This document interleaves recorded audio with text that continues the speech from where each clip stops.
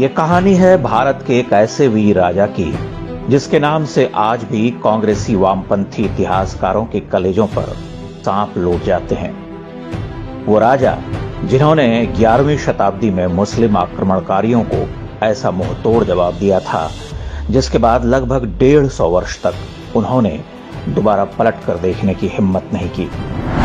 हम बात कर रहे हैं श्रावस्ती के राजा सुहेलदेव की। आज के उत्तर प्रदेश का अवध, पूर्वांचल और नेपाल से लगे तराई के इलाकों में राजा सुहेलदेव का शासन हुआ करता था। लगभग 1000 वर्ष पहले की बात है। मुस्लिम आक्रमणकारी महमूद गजनवी की सेना सिंधु नदी को पार कर भारत में घुस चुकी थी। गजनवी के भतीजे सैयद सालार मसूद गाजी के नेतृत्व में एक बड़ी सेना तेजी से पूरब की तरफ बढ़ रही थी। सालार मसूद मोहम्मद गजनवी का सबसे खूंखार सेनापति माना जाता था। ये वो दौर था जब भारत के अलग अलग इलाकों में कई राजाओं का शासन हुआ करता था। महमूद गजनवी से मुकाबले के लिए 17 से अधिक राजाओं ने मिलकर एक संघ बनाया, जिसका नेतृत्व सौंपा गया श्रावस्ती के राजा सुहेलदेव को।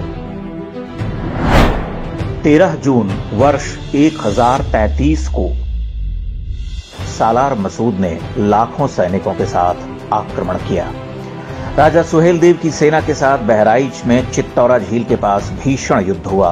कहते हैं इस युद्ध में मात्र 2 दिन के अंदर गजनवी की सेना के अधिकांश सैनिक काट डाले गए। राजा सुहेलदेव ने स्वयं अपने हाथों से सालार मसूद गाजी को मौत के घाट उतार दिया। वह ज्येष्ठ पूर्णिमा का दिन था। युद्ध के बाद पीठ दिखाकर भाग रहे दुश्मनों को भी नहीं छोड़ा गया। यह भारतीय इतिहास के सबसे भयानक युद्धों में से एक माना जाता है।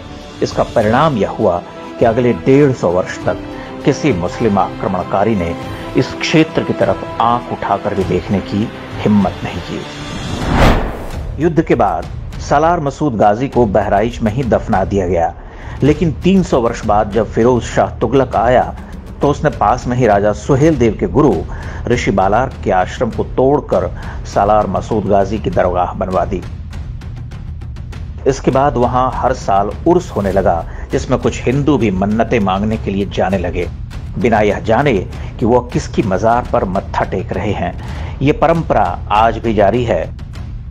16वीं शताब्दी में महाकवि तुलसीदास ने भी इस पर व्यंग्य करते हुए लिखा था, लही आंखी कब आंधरे, बांझ पूत कब ल्याए, कब कोढ़ी काया लही, जग बहराइच जाए।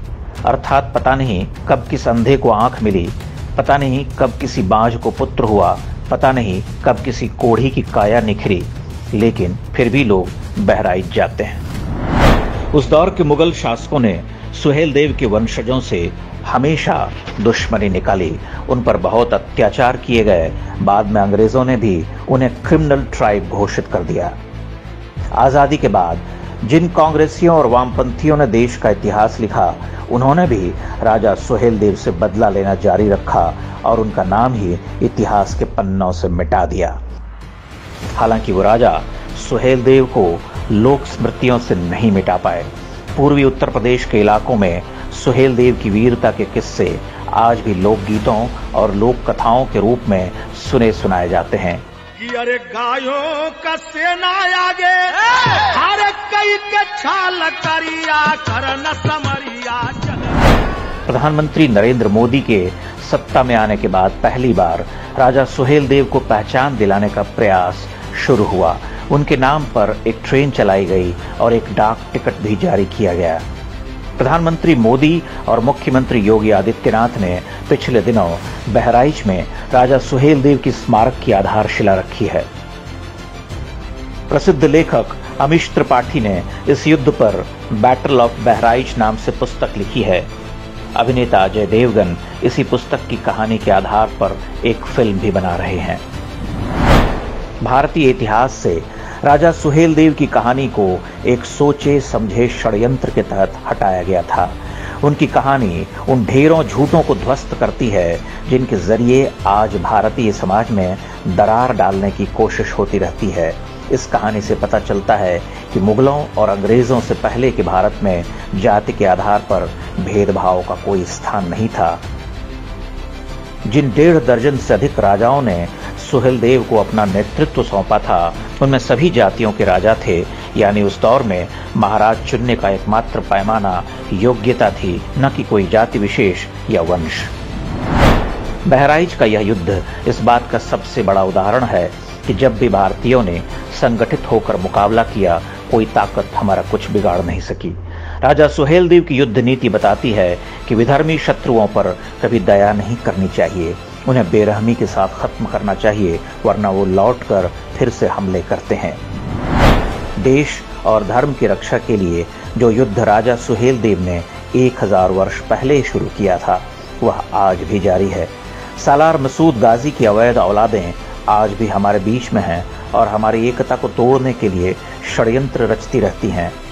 इसलिए आवश्यक है कि राजा सुहेलदेव के इतिहास को अधिक से अधिक लोगों तक पहुंचाएं। लोग असली इतिहास जानेंगे तो गजनवी और गाजियों के मंसूबे कभी सफल नहीं होने पाएंगे।